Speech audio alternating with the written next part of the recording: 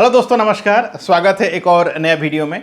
आज मैं जो टॉपिक लेकर के आया हूं आप लोगों के लिए बहुत ही ज़्यादा महत्वपूर्ण होने वाला है। बहुत ज़्यादा इंपॉर्टेंट टॉपिक है दोस्तों। अगर आप एक जॉब सीकर्स हैं और अगर आप यूरोपियन कंट्री में जाकर जॉब करना चाहते हैं, लाखों का इनकम करना चाहते हैं, तो आज मैं आपको बताने जा रहा हूं नीदरलैंड्स में आप कैसे फ्री में वीज़ा ले सकते हैं, कैसे आप फ्री में नीदरलैंड तक पहुंच सकते हैं और यूरोप का जो मैक्सिमम कंट्री है उस कंट्रीज के कंपैरिजन में यहां पर आप ज़्यादा इनकम कर सकते हैं। यानी कि आपका सैलरी लगभग 1 लाख से 2 लाख के बीच होने वाला है अगर आप फ्रेशर हैं। जी हाँ, और इसमें ज़्यादा तामझाम, ज़्यादा पढ़ाई लिखाई की ज़रूरत नहीं है दोस्तों। अगर आप सिर्फ 10th क्लास पास हैं तब भी आप इस जॉब को ले सकते हैं। इसके अलावा भी मैं बहुत सारे और जॉब्स के बारे में बताऊंगा। अगर आप स्किल्ड हैं तो भी आप जा सकते हैं नीदरलैंड्स। तो कौन सा जॉब है, कैसे आप फ्री में वीज़ा ले सकते हैं, अगर आप किसी एजेंसी के थ्रू जाते हैं तो क्या प्रोसेस है, आपको कितना सैलरी मिल सकता है, कौन कौन सा जॉब है,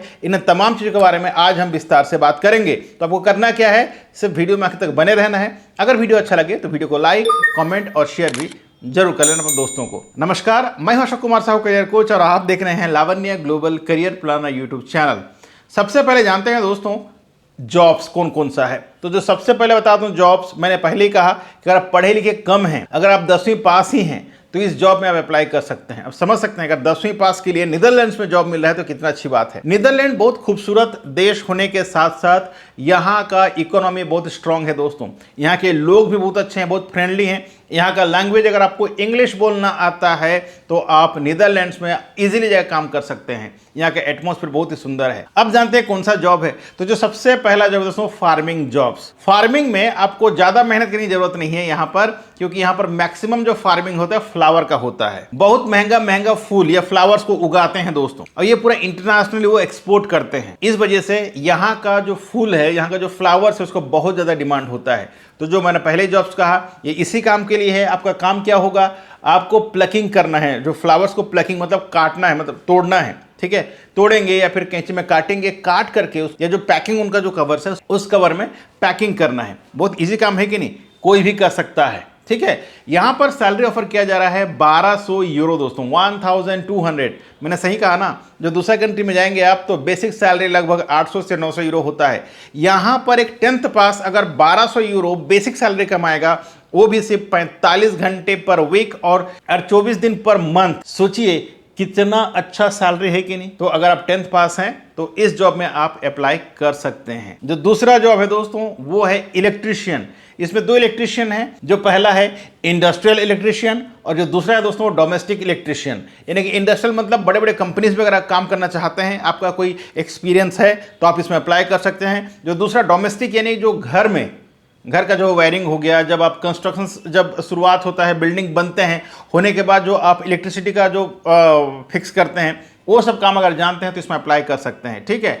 जो नेक्स्ट जॉब है दोस्तों है प्लम्बर। अगर आप प्लम्बिंग का काम जानते हैं तो इसमें आप अप्लाई कर सकते हैं। यहाँ पर बता दूं मैं, इलेक्ट्रिशियन का जॉब मिनिमम 1800 यूरो से शुरुआत होता है, ठीक। प्लम्बर का जो सैलरी है दोस्तों वो लगभग 1400 यूरो से शुरुआत होकर के 1800 यूरो के बीच होता है। इसमें भी जो फैसिलिटीज़ है मैं आगे बताऊंगा और कैसे आप अप्लाई करेंगे वो भी मैं आगे बताने वाला हूं। इसके अलावा जो एक और वैकेंसीज है वो है वेयर हाउस वर्कर।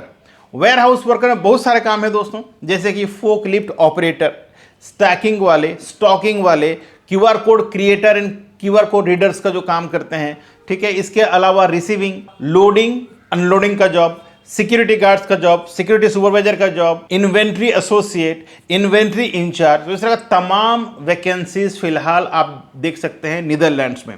तो मैंने आपको जितना सारा वैकेंसीज है दोस्तों नीदरलैंड का मैंने कंप्लीटली बता दिया है।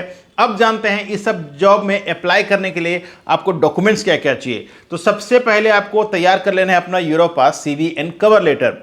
जब आप यूरोपास CV बनाते हैं दोस्तों तो एक चीज़ ध्यान रखना है कि जो भी प्रोफाइल में आप अप्लाई करना चाहते हैं उसी हिसाब से आपको टैग लाइन डालना है और प्रॉपर CV बनाना है। कहीं पर मिस्टेक नहीं होना चाहिए, तभी जाके आपका सिलेक्शन होता है। जो दूसरा है कवर लेटर। कवर लेटर का मतलब होता है दोस्तों आपको प्रिसाइज करके लिखना है, ठीक है। आपका जितना भी जो भी आपका एक्सपीरियंस है, एजुकेशन है, आपका पर्सनल बायोडाटा जो भी है उसको प्रिसाइज करके लिख देना है, ताकि HRs को या रिक्रूटर को पढ़ने में आसानी हो आपके बारे में जानने के लिए। फिर आपका सिलेक्शन हो जाता है। इसके अलावा आपको चाहिए पासपोर्ट, जिसका वैलिडिटी मिनिमम 2 साल का होना चाहिए। अब 2 साल का कैसे? अगर आज आप अप्लाई कर रहे हैं तो आपका पासपोर्ट का वैलिडिटी मिनिमम 2.5 साल 3 साल का होना चाहिए, ताकि जब आप अप्लाई करेंगे उस दौरान आपका पासपोर्ट का वैलिडिटी मिनिमम 2 साल का होना चाहिए। ठीक है, क्यों? क्योंकि जब वहाँ पहुँच जाते हैं उसका बहुत दिक्कत होता है रिन्यूअल करने के लिए। तो कोशिश करें कि आपका पासपोर्ट का जो वैलिडिटी है वो मिनिमम 2 साल हो जब आप फ्लाई करते हैं। तीसरा जो डॉक्यूमेंट है दोस्तों आपका एजुकेशन सर्टिफिकेट्स, और जो नेक्स्ट डॉक्यूमेंट है आपका एक्सपीरियंस सर्टिफिकेट्स, एक पासपोर्ट साइज फोटो, एक फुल साइज फोटो। अगर इतना ही डॉक्यूमेंट्स हो जाता है फिर आप अप्लाई करने को तैयार हो जाते हैं। फिर जब आप कंफर्म हो जाते हैं तुरंत पीसीसी अप्लाई कर दें, पुलिस क्लियरेंस सर्टिफिकेट्स, और उसके बाद जैसे आपको पीसीसी आ जाता है इस पीसीसी को आपको अपोस्टाइल भी कर देना है।